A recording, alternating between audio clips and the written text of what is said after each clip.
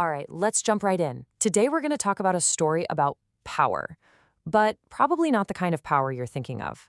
This is the story of a god whose greatest moment, his greatest strength, wasn't about winning some amazing prize.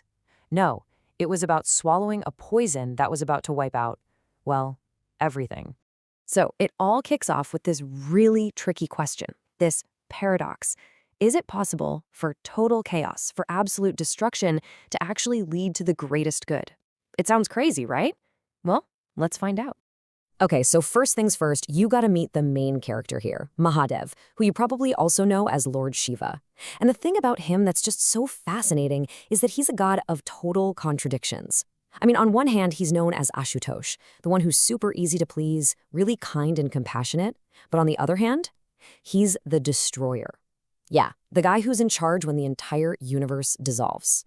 And that right there, that's really the key to getting a handle on who he is. So often, his most chaotic, even his most destructive moments end up creating the greatest good for the universe. This isn't just chaos for the sake of it, believe me. There's always a deeper purpose. So where does our story take place? It's set during the Samudra Manthan, which literally means the great churning of the ocean. And this was a massive, epic event where the two most powerful groups in the universe actually decided to team up to go after one common prize. So how in the world do you churn an entire ocean? Well, you get a giant mountain, Mount Mandara, to use as your churning rod. Then you get a massive serpent, Vasuki, to act as the rope. And who's doing the pulling? On one side, you have the Devas, the gods, and on the other, the Asuras, the demons. They're all pulling back and forth, churning this cosmic ocean, all for one thing, Amrit, the legendary nectar of immortality.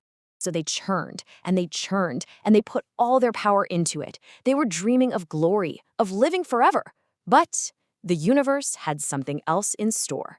Before any of that sweet nectar showed up, their huge, ambitious project went wrong. And I mean catastrophically wrong. Suddenly, the ocean starts to boil, and this thing rises from the depths. Its name was Halahala. And this wasn't just some poison. It was the most lethal, most deadly poison in all of existence. And here's the kicker. This wasn't an enemy they were fighting. It was something they created, an accidental side effect of their own greed and ambition. The scale of this thing was just unimaginable. They say its fumes alone were so toxic that they started suffocating all three worlds. I mean, the very fabric of reality was starting to come apart at the seams. All of a sudden, this whole quest for immortality looked pretty stupid, right? The Devas, the Asuras, these were the most powerful beings in the universe, and they were absolutely terrified, helpless. Their big plan to live forever was about to destroy everything. So in total desperation, they dropped the serpent rope and just ran. They ran to the only person they thought could possibly help, Mahadev. And this is where the whole story just flips on its head. It's not about a quest for a prize anymore. Now, it's about a sacrifice. It's about one god stepping up to solve a problem that nobody else could even look at. So while everyone else is running around, screaming, just completely panicked, Mahadev, he just opens his eyes from his meditation. He sees all the suffering, walks over to the edge of that boiling ocean, and get this, with a totally calm smile, he just scoops up that swirling, deadly poison into his palm. And then, as every single god and demon watched in complete horror, he drank it. Just drank all of it. But right at that split second, his wife, Mata Parvati, did something incredibly smart. She reached out and put her hand on his throat. See, she knew he had to drink the poison to save everyone, but she stopped it right there, keeping it from spreading through the rest of his body. She contained its power. Now, the Halahala was so incredibly potent that even though it was contained, it stained his throat forever, turning it this deep, brilliant blue. And from that moment on, Mahadev got a new name, a name born from that incredible sacrifice, Neelkanth, the blue-throated one. So, okay, what does all this really mean? This whole story is this amazing metaphor, right? The Amrit, the nectar everyone was chasing, that's the good stuff in life. You know, success, rewards, fame. The Halahala, that awful poison nobody wanted, well, that's hardship, it's criticism, it's pain. And Neelkanth's blue throat, that represents the incredible power to take in all that negativity, to hold it, but not let it poison your soul. Man, the lessons in this are just so deep. First, you realize that real power isn't about grabbing the prize for yourself. It's about having the strength to take on the poison so that other people can have the nectar.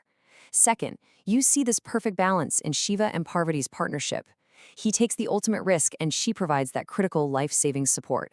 And finally, think about this. After saving the entire universe, he didn't ask for his cut of the emirate. He just went back to his meditation.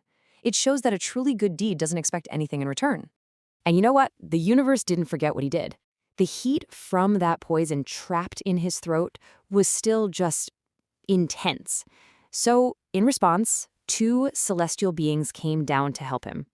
The moon god, Chandra, came and settled on his head to give off a cool, soothing light. And the river Ganga herself flowed down into his hair to cool the burn. It's just this beautiful image of the world rushing in to heal the very one who had just saved it. Okay, so to wrap this all up, let's look at one last story. It's a little more lighthearted, but it perfectly nails this whole theme of seeing past a scary-looking surface. Picture this. It's his wedding day with Parvati.